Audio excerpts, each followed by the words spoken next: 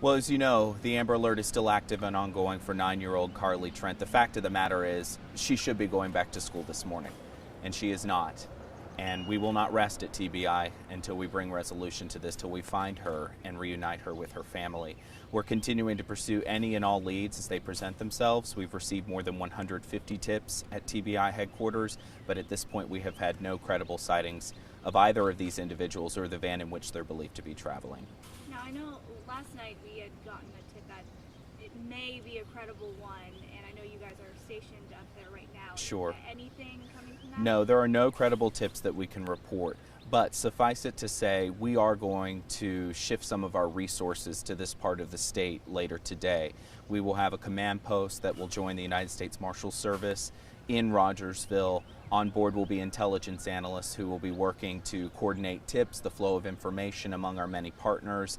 It'll help us to sort of streamline the process and maximize our effort there in the epicenter of where this little girl actually went missing. So that'll happen a bit later today. So do you guys think that they're back in the state now? I know previously it wasn't really. We honestly don't know, but we have decided through the course of our investigation to go ahead and take this step so that we can maximize our resources right in the epicenter of where this little girl went missing. We have no specific evidence that she left the state of Tennessee, but we have no specific evidence that she is still currently in the state of Tennessee. We honestly just don't know, which is why we're taking this step to maximize some resources here so that we're better to respond to this particular area where they're originally from.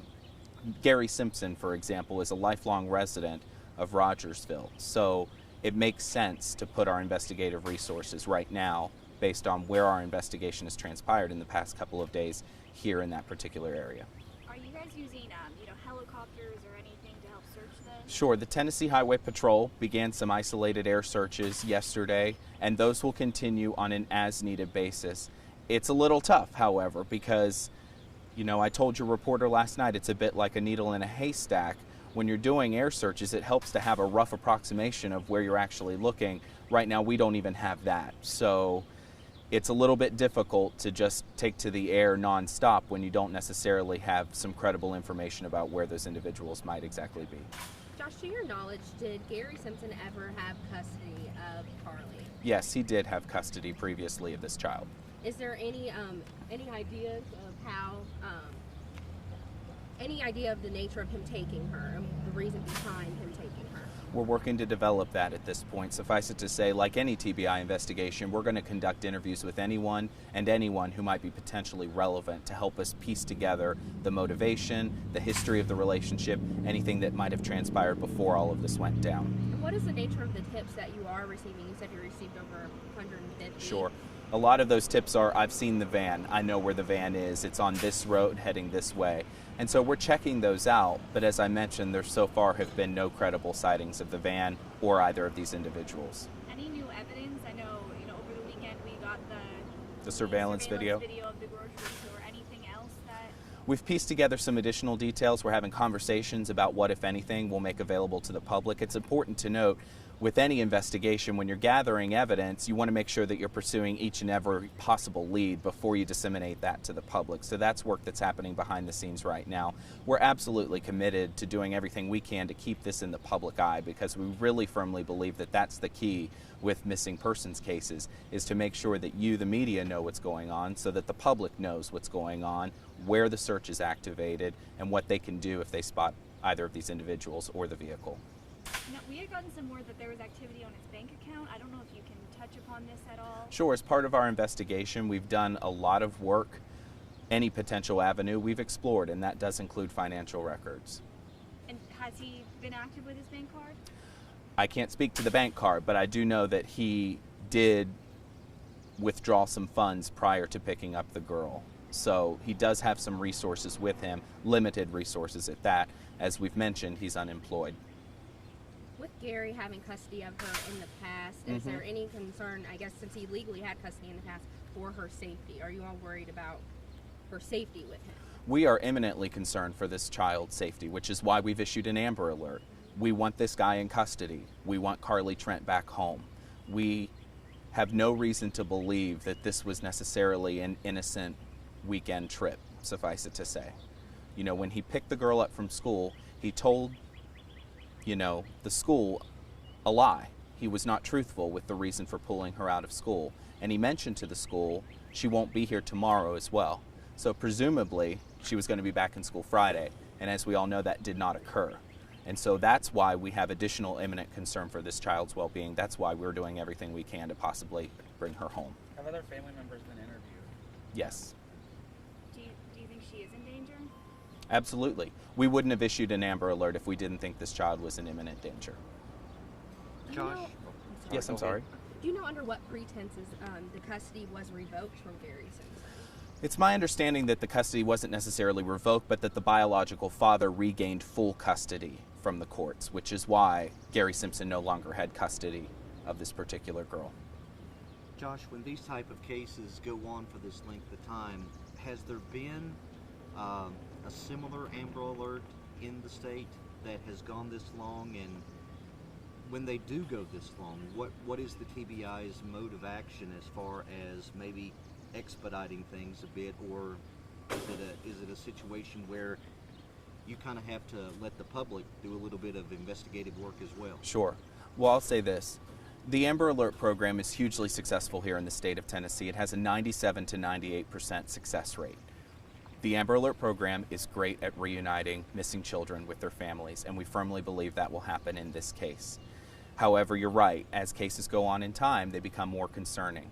At this point, we have 3 outstanding Amber Alerts on our website right now from Middle Tennessee.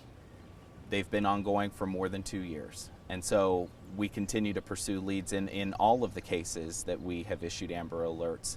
We're just hoping that this one comes to a quick resolution. We know an entire community, her family, so many people across the state of Tennessee want this girl home, but no one perhaps wants her home more than we do. Is it uncommon to see, Amber Alerts with a family member who takes them, or is that usually the more common? There's really no pattern to Amber Alerts. They're all pretty circumstantial, just depending on what's going on. We have seen situations where there is a custody dispute, and a lot of times those will initially originate as endangered child alerts, and that's actually what happened in this case. However, we escalated it on Thursday morning to an Amber Alert when we developed some additional preliminary information that we just were not comfortable with. There has been an announcement of several rewards. Has that helped generate any more leads since that announcement? Well, surely, when there are rewards out there, that's incredible. The fact that there are citizens who are stepping up to say, I'll do something to help, makes a huge difference. I don't know that we could necessarily tie the volume of tips that we've received to those rewards at this point, but we certainly believe that it could help someone have the bravery to say something that might just help bring this girl home. How much is that reward money up to? It's my understanding that there's the $10,000 reward from the pediatrician, the $2,500 reward from the United States Marshals Service, and then I've heard reports of either a $2,500 or $5,000 reward from a Nashville musician. The TBI has not yet made any kind of contact with that individual, so we don't have the particulars about his intentions on that. You mentioned that the family members are being interviewed. Are they all being cooperative? Or? Well, at this point, we're still working to gather as much as we possibly can. I have not heard that the family members have not been cooperative with our investigation. I think they want the child home just as much as we do. My last question for you is Yeah. you had mentioned, I think it might have been Friday, that your mission as an organization is to bring people to justice and make sure that Yeah. the innocents. Can you kind of go into that? Sure. So our mission statement at TBI is pretty simple, that guilt shall not escape nor innocence suffer. And when you think about this case across the board, this really speaks to the heart of who we are as an agency. We don't want Gary Simpson to escape, and we don't want Carlie Trent to suffer. And so fundamentally, that's who we are as an agency, and that's why we are working as hard as we can to do everything possible. But what you said is absolutely true. The public has got to be on the lookout for these individuals. Law enforcement is a small community. There are plenty of people who live around here. And so if we can extend the reach of law enforcement through the public to be on the lookout for these individuals, that might just give us the information that we need to get this girl home. Do you think that a person from the public could be the one who, Absolutely. We've seen this time and again with these types of situations. I mean, it could be as easy as someone's driving down the road, they hear the information on the radio, they look up and realize the vehicle in front of them is the vehicle that we're looking for, and they call us, and police find the vehicle and stop them and recover the child. That's happened before at TBI, and we believe it could happen again here. But as we've mentioned, the fact that the volume of tips is so low and the fact that he was purchasing equipment that was consistent with camping leads us to believe that they're in an isolated area out of public view. How many tips have you got, or how many tips in a normal case do you usually get? It's circumstantial, dependent on what's going on, but I would say that the number of tips that we've received as a result of this Amber Alert since we issued on Thursday is uncharacteristically low.